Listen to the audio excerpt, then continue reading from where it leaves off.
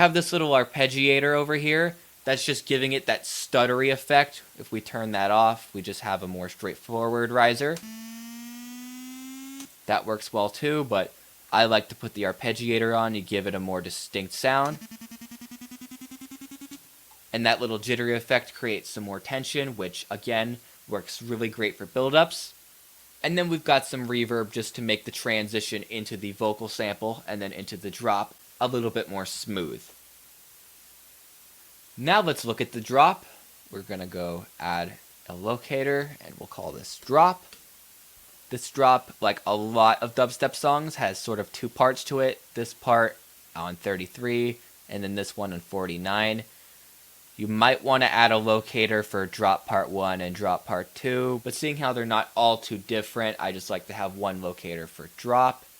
I just like to have one locator for the drop in general. Our drop right now sounds like this.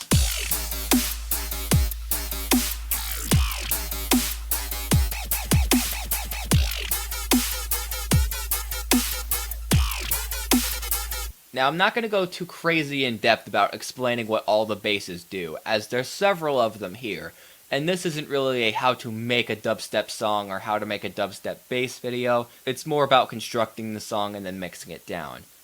What I will say is that I've added processing to several of the basses. You can see on this one, there's actually no processing. This one was actually resampled.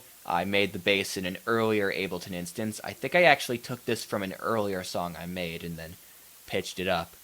And this is something that I recommend very heavily when you're making songs, is to take your basses and bounce them down, as very complex sound design can really eat up your CPU and make your computer run slow when you're trying to work.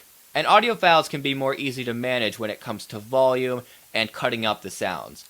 Like if you're making a bass with vocoders and a lot of crazy effects going on, there might be a lot of feedback that happens at the end, sort of a weird trail sound, and if you bounce it down to audio, it's easier to remove that. The only real disadvantage to bouncing down your basses into audio is that you lose a lot of control of changing the way they sound, and pitching them up with time stretching can sound kind of weird if you pitch them up too much. Like if I take this bass and I pitch it up to 24, that doesn't sound very good. Although you can actually get some very interesting effects from time stretching if you experiment with it, but I'll put it back at +4 semitones. Let's look at a couple other sounds. We've got this one, has some OTT and some reverb. Just adding some more dimension to the sound. In a lot of my release songs, the processing tends to get a little bit more heavy than this, but for a song that's simple like this, it's not really that necessary. We got just OTT on this bass, no reverb.